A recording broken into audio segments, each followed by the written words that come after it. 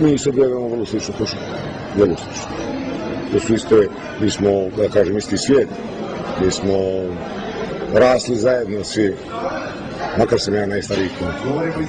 Govorimo iste pjesme pjevamo.